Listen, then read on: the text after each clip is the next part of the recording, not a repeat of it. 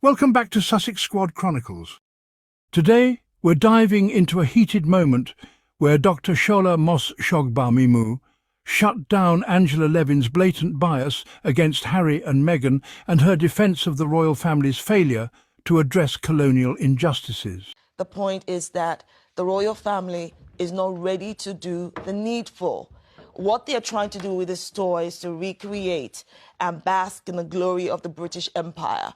And these former colonized Caribbean nations are not having any of it. There are three things they need to focus on, and the royal family and this government is not ready to do that. And that's truth, reconciliation, and justice. Truth means acknowledging the ugliness and the benefit, the wealth that he got off the backs of enslaved black people.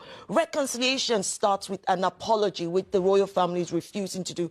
And justice is reparations. Reparations were given to the slave owners, but not to the enslaved. So this is what we're talking about. All of this, if they're not ready to do that, what the heck are they going there for? Let me tell you this. They say that they're going there to celebrate the culture, future and vibrancy of the islands. How insulting and disingenuous. Well, the future, that's the point. Please, they don't need the royal family to come celebrate them. They're celebrating themselves, but by themselves. What they need and what should be done, not because they need it, but the right thing to do is for the royal family to address truth, justice and reconciliation. There's a time and place for everything. And this particular tour is to celebrate the Queen's Platinum Jubilee.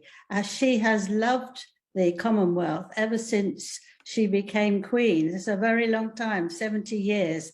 And I think that these things, for once, must be put on one side, and it should be a glorious, warm feeling between the Caribbean and the UK. I mean, when Catherine and William went to Belize, there was this demonstration, which was very embarrassing for them. So they moved away from where they were to an entirely different place. So there became another demonstration for people who were very upset that they'd been missed out, that looked forward to seeing the royal couple for a long time. And they were very unhappy that they moved away. So if the whole thing is cancelled, it means there's going to be an awful lot of people who love the royal family, particularly love the Queen, and they will feel that they've missed out for no good reason. Angela, are you not embarrassed?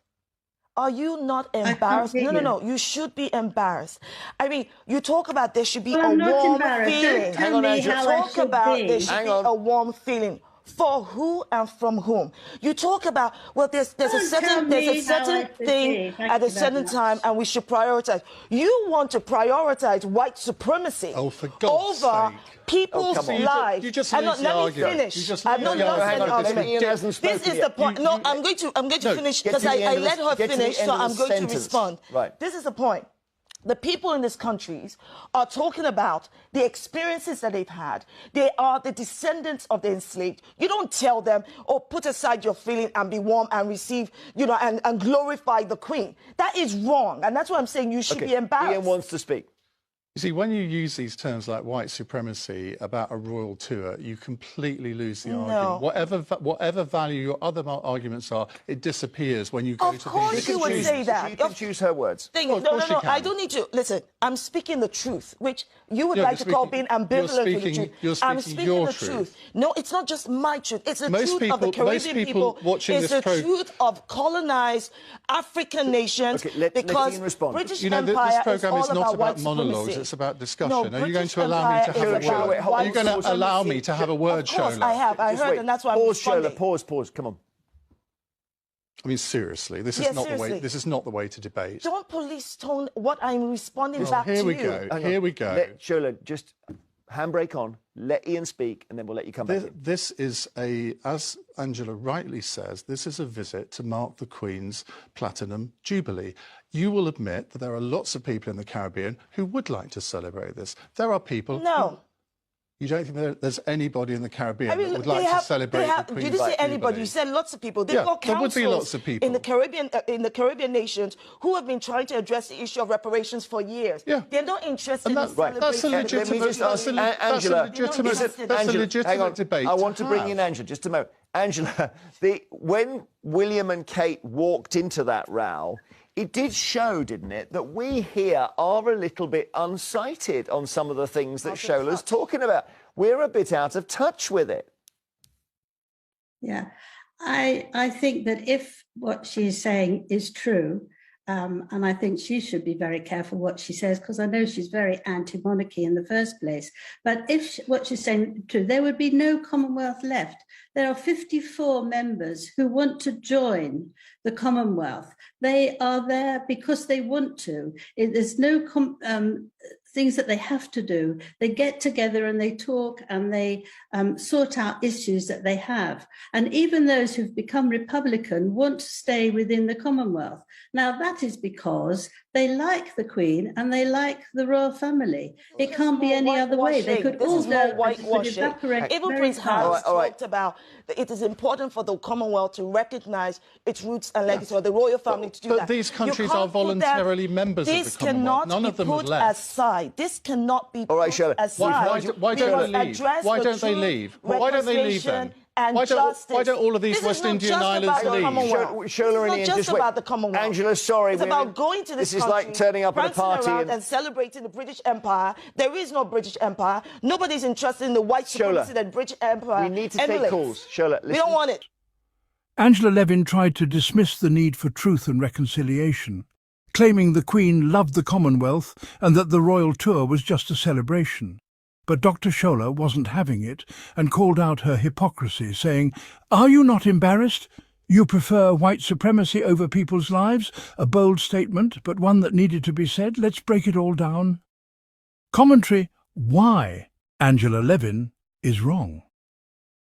Angela Levin's argument is the perfect example of how royal commentators continue to gaslight the public into believing the monarchy is above criticism. She romanticizes the Commonwealth, ignoring its colonial roots and the harm caused by British rule in many of its member countries.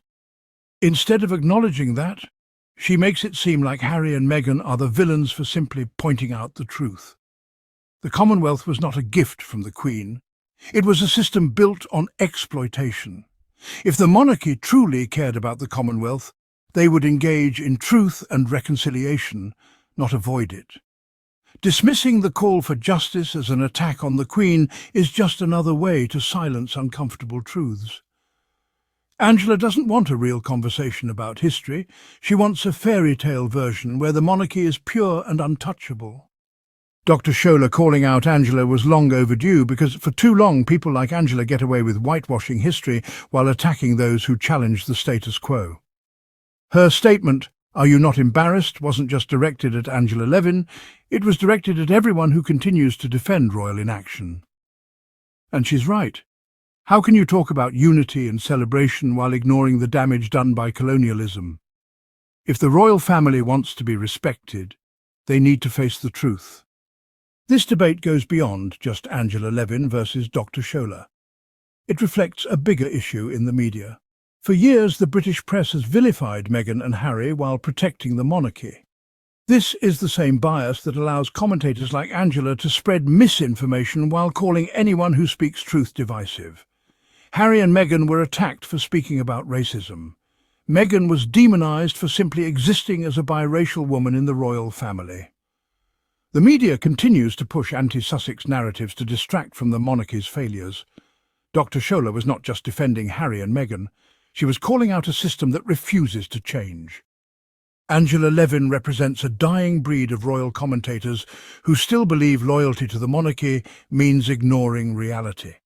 Dr. Shola represents a new wave of voices who demand accountability and truth. And that's why this moment was so powerful. Do you think the royal family should engage in truth and reconciliation? Why do commentators like Angela Levin refuse to acknowledge history? Is Dr. Shola right to call out this hypocrisy? Let's talk in the comments. Like, comment and subscribe for more royal updates.